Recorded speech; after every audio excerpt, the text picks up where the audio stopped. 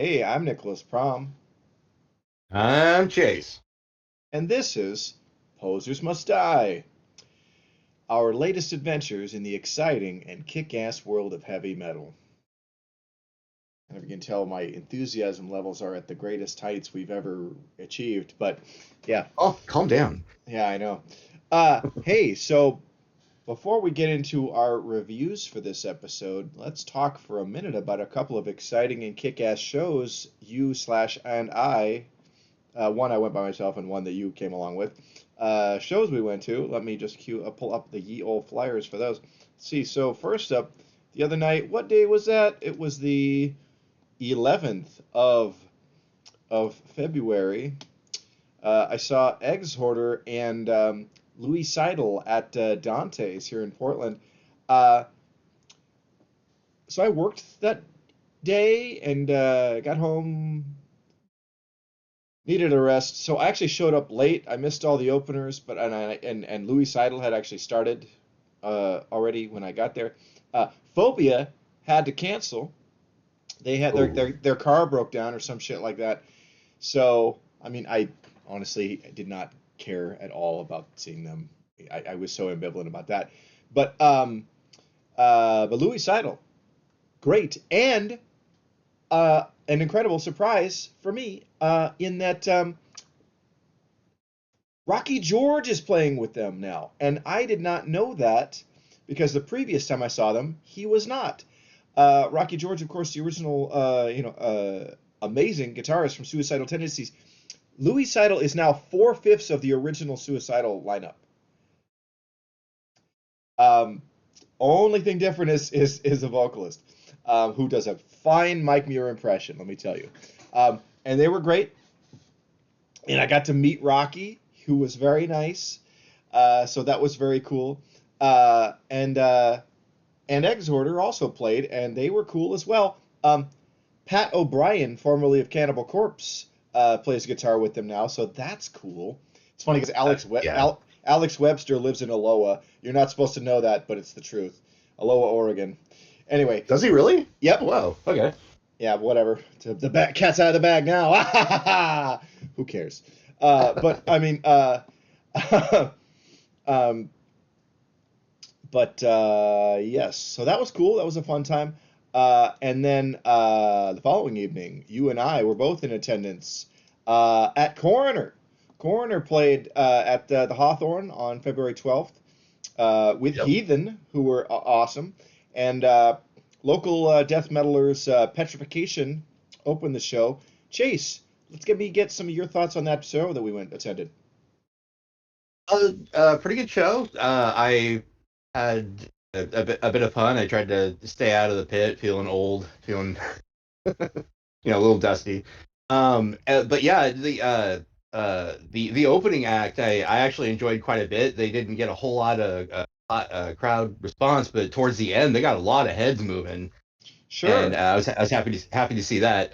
And they were a bit like I didn't really do any research on them coming into it. They had kind of like they were death metal, but they had like they expanded they did like some like doom riffs that just like were yeah Sure. I mean, that they made me think of like Bolt Thrower or like Immolation, maybe, so it's kind of like uh but yeah, they are good. I don't have like a ton of notes. I mean, I listened to their albums. They're cool. Um, yeah, Chris Nukes, that's his band, and he's a cool guy. But yeah, Petrification. And my buddy Abram also was in that band. So yeah, um, but yes, they were cool. I mean, fans of old school death metal are gonna like them. They're definitely in that. They got that vibe. So yeah, um, and Heathen was great. Heathen was awesome. Loved Heathen. Ethan was great. Yeah, Yeah, yeah. They had the energy of the band half their age. Like just yeah. Oh no, they were great. And then yeah. Coroner were brilliant. They were amazing. Wow. Um, and we had a big surprise. One of our good friends we hadn't seen in like 10 years showed up at random. Zach Lynch. Wow. Yeah. So that was really cool to see him. Um, Weird feeling energy wise. I was like, I'm in. Going to two thrash metal shows, you know, in a row, and Like my old ass was just like, I didn't have a lot of energy for either of these shows. So it was like, it was cool, but I'm like, man, um, See uh, Coroner live. It was a treat. Like oh yeah, they no, sounded great. it was great. Like album quality. Like Oh shit. yeah, and I was very happy with both of these shows, but I was like, man, like two nights in a row is kind of like I don't have enough energy for either. I was like, so yeah, I don't know. That stunk, but that's just old guy getting cranky kind of shit, I guess. But but these were great shows, and it was a lot of fun. So right on. Um, yeah, so why don't we get into our reviews for this time? Let's see. Chase, tell us about this first thing we're going to talk about. Okay, for our new album today, we got Savage Attack, Torrents of Blasphemy.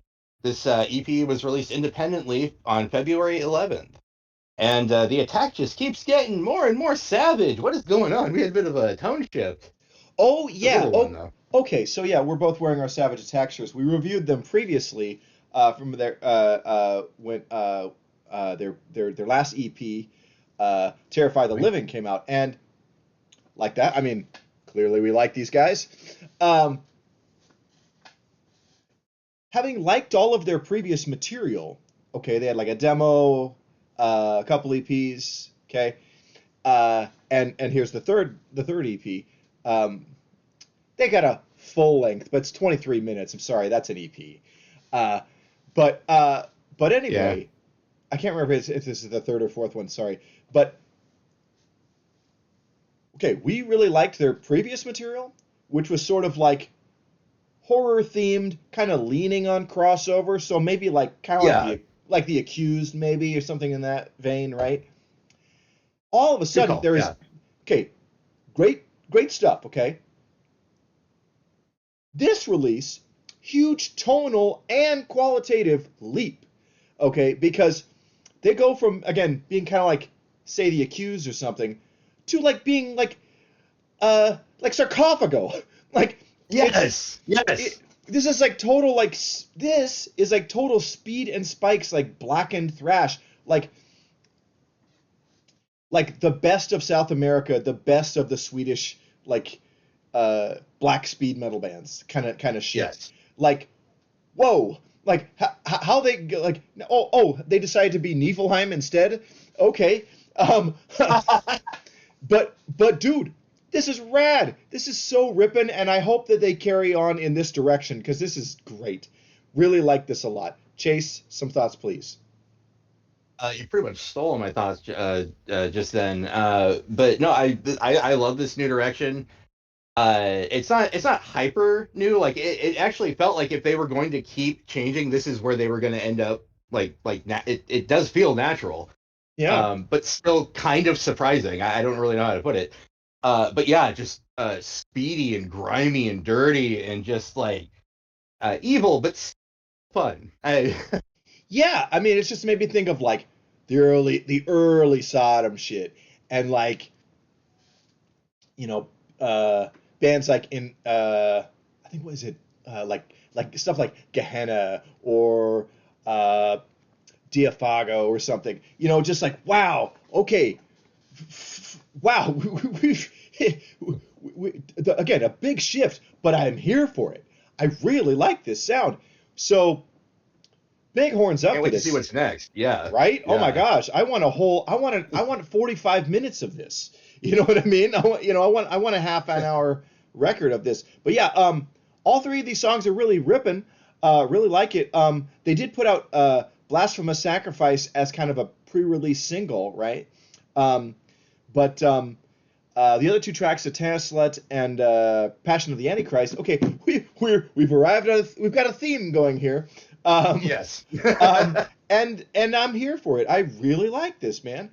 Um, and it's a neat trick to be able to pull off like a dirty speed thrash metal sound, but it's also really crisp to the ear. It's not muddy. You know what I mean? Yeah. Yeah, I mean, like sarcophagus style, but like a toxic holocaust polish almost, but not like super slick. yeah. I mean Yeah. that's fair. Or it's maybe like Sarcophago when they got to the Laws of Scourge, where they actually got some production, you know. There we go. Okay, yeah. Yeah. Uh, well, Rotting sounded pretty good too. But yeah. Uh, but yeah, I'm totally here for this. It's like, wow, okay, thank you, Savage Attack. I mean, Sadistic Execution. You know, you know. But no, I have zero complaints about this. This is great. Run out and grab this, or digitally or whatever, and give these guys some money. They got merch and shit. Like, um, uh, we're fans, and I think we just became bigger fans. So I concur. Yes. yeah, Holy right moly. on, right. Yes, holy moly, that's right, Billy Batson. Uh, yeah, big horns up for Savage Attack. We fucking this is great, man. Do you have anything else, or are we just like, whew? Oh, go check it out, like I normally say, and I am super excited to see whatever's coming down the pipeline with these guys after this, because this was great. This was a great little appetizer. Yeah. So right on. Yeah. Heck yeah. Okay, cool. So Chase, why don't we get into your segment, the one that bears your name? What's that called? On up next on Chase's classic album, we have Black Sabbath, Live Evil. Yeah. Uh, Released December 1st, 1982 on Warner Brother Records. At least that's the one I found. on Wikipedia it said January of '83. So Well, agree to disagree. okay, whatever. It came out in the past. Okay, so Black Sabbath. This is the this is like the breakup record of the Dio era Sabbath. Um, famously there was like uh, Trouble at Home with Tony and Ronnie kind of going back and forth, like altering the mix or whatever. It's been remastered and kind of like, okay, it sounds probably about how it should now. Um, but yeah, uh, who knew that Dio and Sabbath was such a volatile pairing? But you know, Yeah. the two studio albums they made at the time are probably two of the greatest heavy metal records ever. They're definitely the two best Black Sabbath records. I will fight anybody who disagrees. No, I mean it probably, Uh, but yeah, We'll man, see. Yeah. yeah. I mean whatever. Uh, um, uh, but I love this. It's great. I think it's an interesting record, especially considering the context of when it came out. It's kind of like, well, we've got to put out an album, a live album, because they had there had been a sort of unauthorized, but not bootleg. It's complicated. Live album from Black Sabbath called "Live at Last." It was put out in 1980 without the consent or knowledge of the band, and it's pretty good, but it's not it's not like a definitive representation of Sabbath in the '70s, the Ozzy era. And then in 1982, I think Ozzy put out the "Speak of the Devil" double live album, which was all Black Sabbath covers. Brad Gillis on guitar, which I love that record. But then this, it's like, okay, how about like Sabbath proper in their then current incarnation? Let's do our own double live album. And here we get Live Evil, which it's pretty bitchin'. I gotta say, uh, it's it's great that Vinny Appice gets to be immortalized in this way.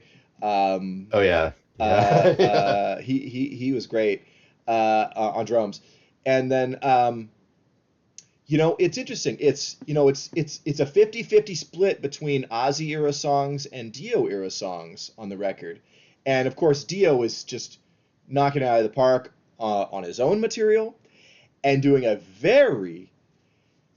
these very ferocious and more musical than Ozzy, sorry, interpretations of the Ozzy era stuff. I mean, it's you may prefer Ozzy in Sabbath, but you have to be delusional, as many people are, to try and say that he's better than Ronnie Dio as a singer. I mean, there's just more talent on display here. Okay, Um, and It's uh, kind of like the guys who are just kind of born with cool voices that just sound appealing on a certain level, and you don't have to do a whole lot. There's a few singers out there like that versus raw talent and range and whatnot. sure, sure. And Yeah. like Ozzy has a fun, an interesting and distinct voice, and Yes.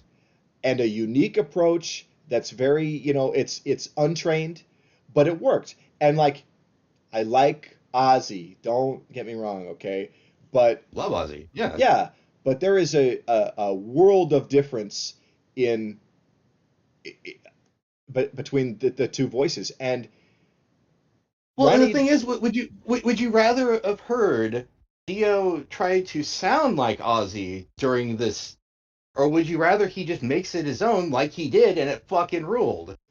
I think the latter is preferable. I really like that. You've heard about the when Dio left Sabbath for the second time after Dehumanizer, it was because he wasn't going to play a show or two. Yeah, it was going to be two shows where Sabbath opened for Ozzy, and Dio was going to have none of that. And so they called in Rob Boy. Halford. And what did Halford do? He tried to sing the songs like Ozzy or like Dio, and it's just like I would have rather Halford sang them in his regular style because Yeah, that would have been that would have been awesome. incredible. Yeah. Yeah. Um, so I mean, love Rob Halford, and like that was his decision, his choice. But yeah, but this is a great record, and I really love. Uh, there's live the way Dio adds all these other flourishes that are so extra, but in a very good way. Um, Yeah.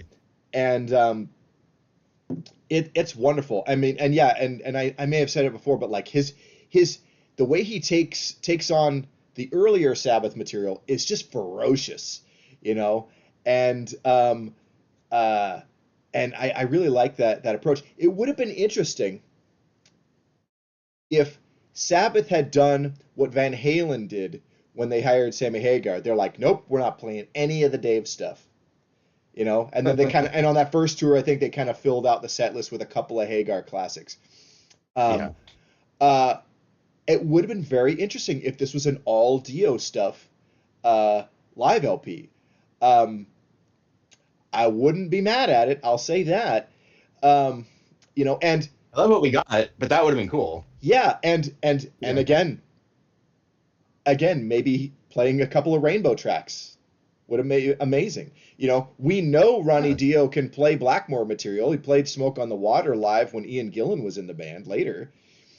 Um, and yeah, that would have been very interesting. Um, C'est la vie. But this is a great record. I enjoy this a lot. I mean, this album cover is I have it as a patch on my battle vest. That was my way to like, how can I how can I kill two birds with one stone? Sabbath and Dio. Ah, I know. Um, but yeah, dude. Chase, big album highlights for you on this one. The album cover itself, I love this album cover. Every part of it is reflected in the name of a song on the set list, and that's just clever. I love it.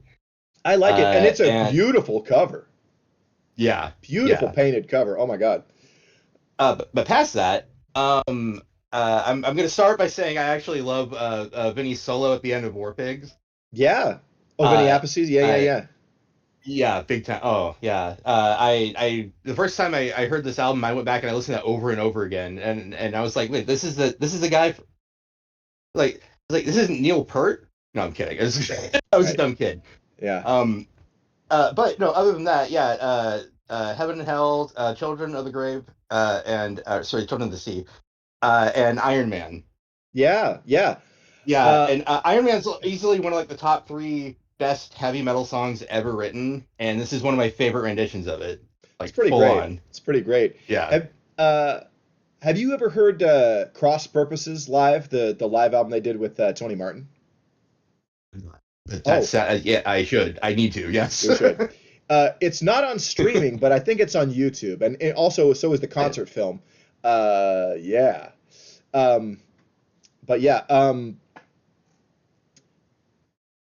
but yes, um, Also, it, it should be said the bass it comes in really clear in this yeah. for a live album. It's yeah, it just needs to be said if you're like one of those people that just really appreciates a crisp bass. It's here and in a Oh live yeah. album. What? Yeah, no, Geezer sounds great on here, and back to the drum solo thing. That is one of the things I do love from a live album. Like, yes, give me a drum solo. Yes, I want to get that guitar solo. Because don't cut that shit out because I want the best live albums give me the feeling of like, oh, I'm seeing this band in concert.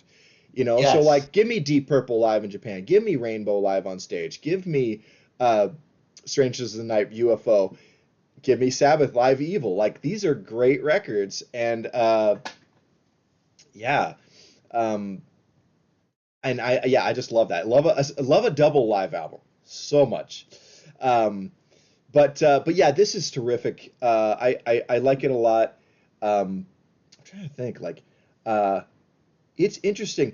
If you were some of the song choices are kind of interesting. Like I would not have like thought of Voodoo to be a like included on a live album. I'd be like, can we turn up the night or something a little more kick ass? But we do get Mob Rules, which is like, when Black Sabbath does a fast song, oh, I'm here for it.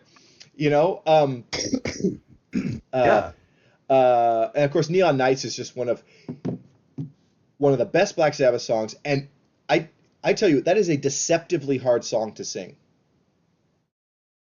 Never tried. I did try and failed. Oh man, and I thought, oh yeah, I can do that. Nope, nope. Like so. We all have limitations, man.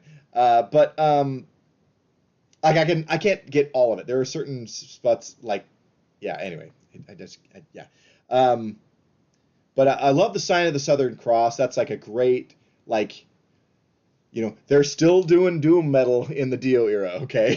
Yes. Yes. um, Oh, uh, and this version of Black Sabbath, there the was really good too, and the way that he tees it up for the crowd is great too. Ronnie's banter with the crowd is also something that so should be good. highlighted. Oh yeah, he was Yeah, such a showman, and yeah, I always liked his stage banter because he just feels like you're he's having a conversation with you.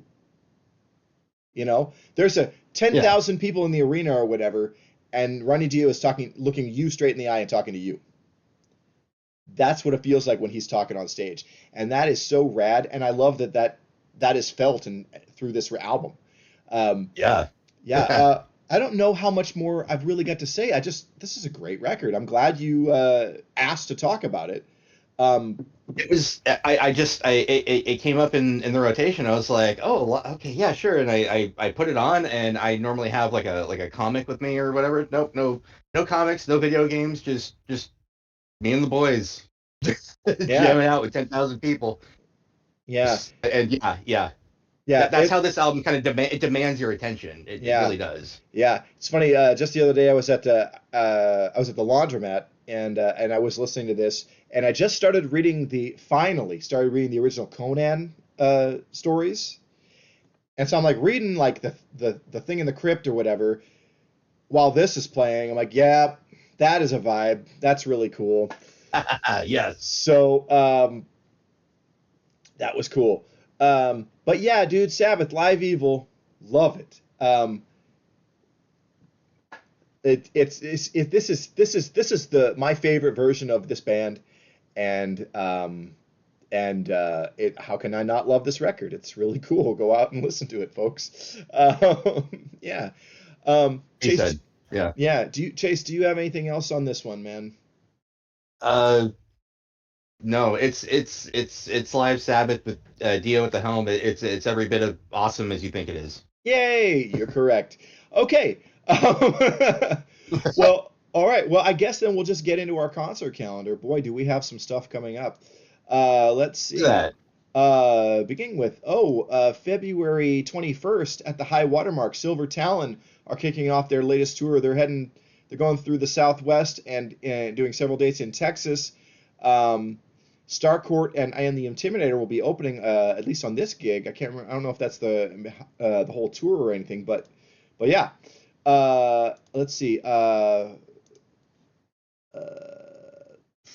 February 27th at the Blackwater. Dry Socket are playing with some other bands in support. That'll be cool. Dry Socket is a great hardcore band, one of the best that are out there right now. Go check them out. Um, let's see. More hardcore from the Gorilla Biscuits, March 1st at the Hawthorne. No, yes, that's right. It is at the Hawthorne Theater. So, classic New York hardcore band. If you can make it out to that, do it. Let's see. Death Metal at the Blackwater. Torture Rack. This is March 7th. Torture Rack and Intrepid Onslaught, who are a new death metal band. And sandwiched in the middle is America's greatest hardcore band, Alienator. That's going to be a great show for all who are there. I got to work, sadly. Damn capitalism. Ah.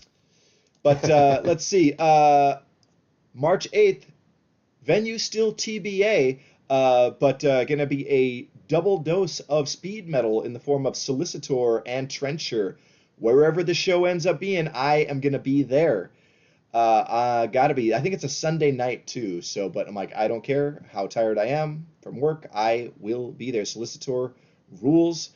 I need to see them about 98 more times. So, this will be time number 3. But they are great, and don't sleep on that band, dude. And then, of course, March 14th, you and I will be in attendance seeing Testament on the Thrash of the Titans tour with support from Fuck yeah. Overkill and Destruction. It's a triple thrash threat. Gonna be awesome. So excited for this. This is one of the big ones for me this year. Oh my god. Let's see. Saturday, March 21st.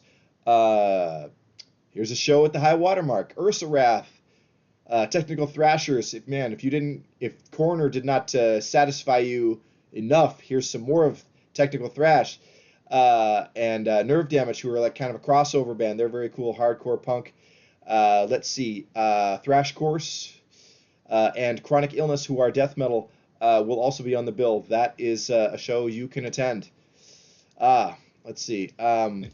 If you were planning to go to the Northwest Massacre Volume 2 on Saturday, March 28th, you're shit out of luck because it was canceled due to unforeseen circumstances.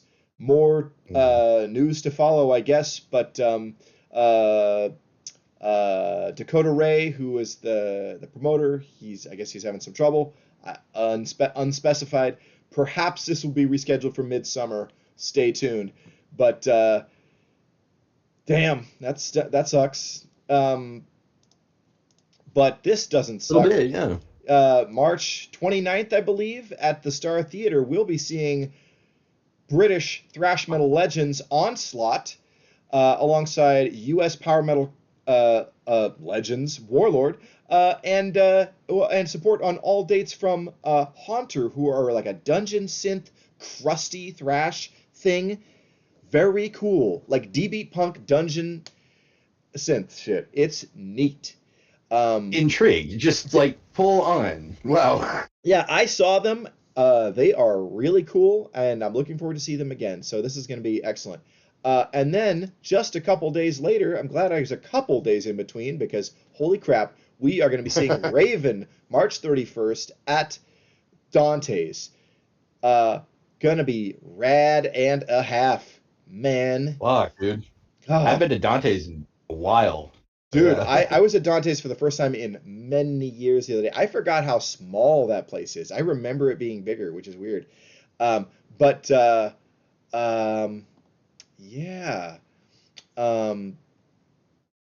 That was a thing.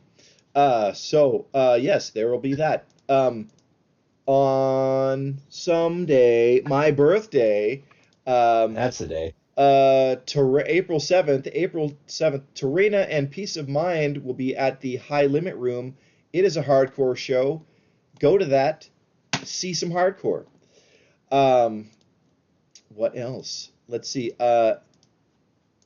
On a date I can't read, April 11th, at the Star Theater, Dope Throne and Year of the Cobra are going to be there. This is a Doom show, and R.I.P., fronted by my good pal Fuzzy, are going to be in support, and I am going specifically for RIP. They are rad. So yeah, go to that. Let's see. What is this? April 14th? Yep. Yeah, the Casualties are going to be playing at the Hawthorne. Man, they are great. Too bad I can't go because we're going to see Guar the same night at the Roseland. There we go. With Soulfly and King Parrot in support. Not mad at it. Not mad at Yeah. it at all. It's going to be fun. And the very next night, we're going to see Drain. Remember, Drain is your friend and our friend too. We are their friends. Man, so good. So good and so excited that we're going to be seeing them. Let's see. You are going to see, what is it, Saturday, April 18th, the Godless 4 Tour with Behemoth, Deicide, Rotting Christ, and Immolation. Damn, baby. That's I'm stoked. I'm stoked, but I am also wary. It's 3 days after Drain, and I'm pretty sure Drain is gonna fucking kill me. R.I.P. Die there. Well, hopefully you will live to see this show. Uh, yes. And then April 25th, here's a show we're going to for sure.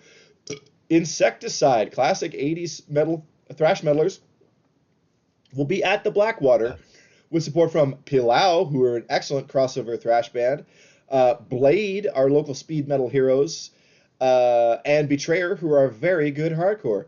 I'm That is going stoked to see Blade again. Yeah. God, always stoked to see Blade. They're just a blast. So fun. I mean, they just man, they're it's like having Manowar as a local band. That's what Blade is like. You know, if Yeah. Manowar were also Exciter, you know? Yeah. uh I feel you. Sorry about that. The yeah. cat jumped on my lap. Hey Oh, everybody, it's hello, September. hello, the cat. Here, let me minimize this so we can check out the cat. Oh, hello, September. You're a cat. Everybody wants to be a cat. Okay, not me, Okay. but they're fine. Also, the same day as the Insecticide show, and I've decided I'm not going to this for just logistical reasons. Not because I don't want to. Zetro, Steve Souza, formerly of Exodus, will be headlining the the inaugural Life Force Metal Fest down at the Ashland Armory. Greyhawk, who kick ass, will also be on the bill and fellow 80s thrashers Emissary. Everybody else, whatever. These are bands that exist. Um, so yeah, but that's just, if that was in Portland, that'd be a tough call for me, but it's so far away and I have another road trip just a few days after this. I'm like, I can't do it. I just have to think about my resources and funds and shit, and yeah. But yeah, on April 28th, I'll be going up to the Paramount Theater in Seattle to see Halloween. Fuck yeah. Gonna be so Yeah. awesome. Love Halloween. This is gonna be a dope.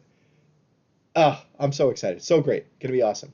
Um, and then Chase, I can't remember the date of this, but it's the Decibel Tour with Cryptopsy, Necrot. What's the date on that? May 16th. May 16th. Cryptopsy, Necrot, Fulci, and Blood Monolith will be at the Hawthorne Theater. That's a great package of death metal. Damn. Death metal freaks, get out there. You're going to this, aren't you? Damn right. Motherfucker. Okay, good. Yes, and another big death metal package, Archspire, and several bands whose names I can't read. I could look it up, but it's funnier to not know. You're going to this. It's at that. That's going to be Correct. the Roseland. Was that June 5th? Yes. Okay, well, enjoy the heck out of that. I can't wait to hear about it. Um, yeah, and then of course the big event of the summer, the Soldiers of Steel Festival returns.